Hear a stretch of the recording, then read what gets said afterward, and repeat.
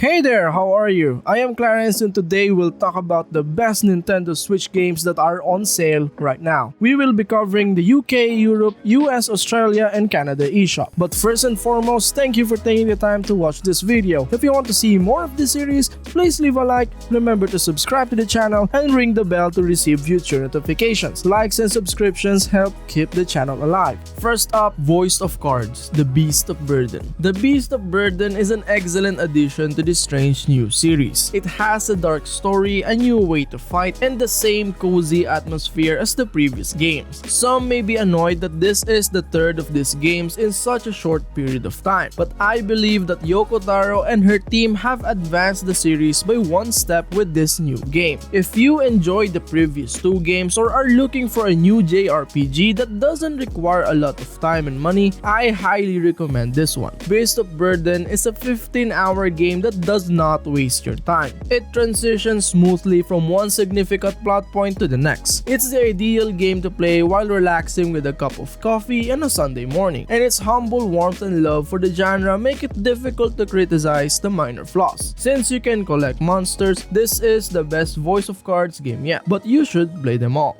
Next is Sinner, Sacrifice for Redemption. Despite its many flaws and the risk of causing a stroke, this is a good game for people who want to try a sadistically difficult boss battler that gets even more difficult after the final fight. Sinner, Sacrifice for Redemption isn't for everyone, and it's especially not for those looking for a Soulsborne fix, because it's a completely different type of game. This is what it makes it so good. Sinner, Sacrifice for Redemption is a torturous ordeal that proves patience is a virtue, as the game will put your perseverance to the test as you seek forgiveness. This Nintendo eShop game is great for fans of Dark Souls or the early Mega Man games, but it may be too difficult for those looking for a more relaxing experience. Crash Team Racing, Nitro-Fueled. Nitro-Fueled is a fantastic racing game and a fantastic new take on an old favorite. Its gameplay rewards players for their skill, and the fact that players keep returning and improving is a big part of its success. Crash Team Racing Nitro-Fueled is my favorite kart racing game on the Switch. It's even more enjoyable than Mario Kart. The game's emphasis on tight, hard skill-based play rather than luck was a welcome change of pace. Plus, it looks great and contains a lot of information, so there isn't much else you could ask for. At this point, the only real issue are the lengthy loading screens, Activision's addition of microtransactions, and the occasionally broken multiplayer. Because of this, it's not a perfect game, but it's still a good one, especially since it's currently on sale. Crash Team Racing Nitro-Fueled features the original game's thrilling speed and addictive gameplay, as well as a slew of new content for both fans and newcomers to enjoy. There's a lot to love whether you've never played Crash Team Racing before or have been waiting for a chance to play as Nitrous Oxide himself. Next is Drive. Drive has both peaceful and frustrating moments, but that doesn't matter when it looks so cool. It's a mobile runner game with no extras that works well with the Switch. Simply sit back, keep your eyes open, and drive. When it comes to endless runner games, Drive is nothing new, but its simple concept and addictive collection feature make it enjoyable to play. Even though many big developers and publishers may not believe now is the time to make fast-paced arcade racers, I'm glad this one did. Overall, Drive is one of those feel-good runners where you just have to jump in and enjoy yourself.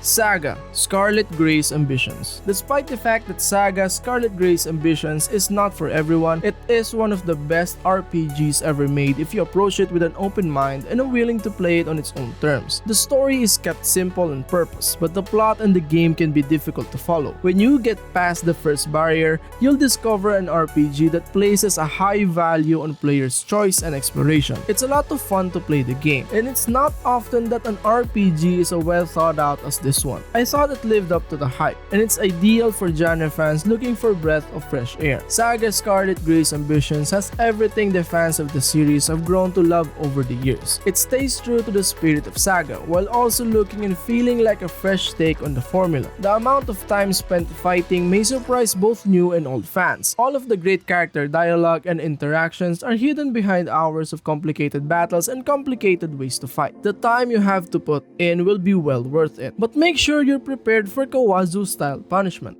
SaGa Frontier Remastered. Some of the game's rules are difficult to grasp, and the difficult curve can be steep. When a game is so well made and enjoyable to play as this one, it's easy to overlook these details. A must-play for any RPG fan. The SaGa series will not appeal to every RPG gamer. The original game, which was released over years ago, is difficult to play and hasn't aged well. With SaGa Frontier Remastered, Square Enix demonstrated their ability to modernize a game while maintaining its core and integrity. SaGa Frontier Remastered, with its improved graphics, gameplay, and story, may be the best way for new players to get into the series. It also has a lot to offer former SaGa Frontier players. Even though it was released in 1998, SaGa Frontier is still difficult to grasp. Nothing about this game is welcoming. It makes no attempt to assist you in figuring it out. In fact, it appears to be trying to kill you more often than by presenting you with opportunities you should not take. Still, there aren't many RPGs that are so interesting in terms of combat and mechanics, that make you wonder about more than just the story, and that make you want to play them over and over again.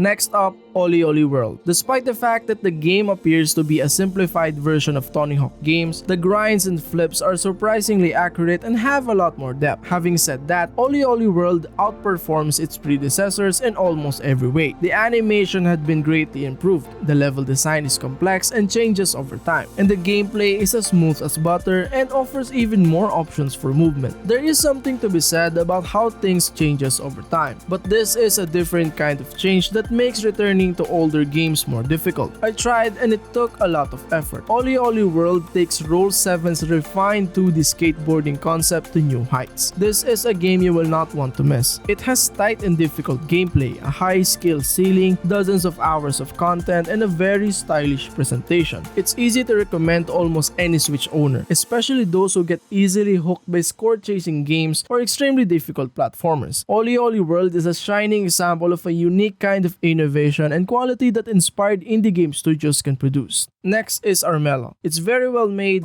fun to play, deep, and clever. Like the best board games, it can be played over and over again and should be treated as such. Armello is polished and deep, which is unusual for an independent game, and even more so a studio's first game. Armello is a cruel and unforgiving game of chance, and it's the only game like it on the Nintendo eShop if you want to plot and scheme your way to the throne. It has clever game mechanics that will keep you on your toes, and it establishes a solid foundation for what I hope will be many more games set in the same world. Armello is a fantastic addition to the Switch library because it allows you to play tabletop games wherever you are. This game looks fantastic and has deep, engaging gameplay for those who can persevere through the steep learning curve. Because Armello lacks local multiplayer, you cannot play with your friends on the same couch. It makes up for this, however, with good AI and an online multiplayer option. Next is Wunderling. Wunderling is a challenging puzzle platformer. It's difficult not to say one more try when the controls are simple and each level is unique. Wunderling is a clever 2D platformer with excellent level design and clever writing that is full of secrets and surprises. To prevent Carrot Man from becoming the hero, our anti-hero walks through dozens of levels alone, gaining skills that always improve a very strong formula. 2D platformer fans should definitely give it a try. Wunderling combines familiar elements in a charming and clever manner, and it's clear that the presentation is attempting to recreate the charm of the 16-bit era, which it does. The game's gameplay is clever, challenging, and entertaining, and there are plenty of levels to keep players occupied for a while. Simply jumping at the right time in Wunderling's complicated stages result in a fun adventure where being the bad guy is enjoyable.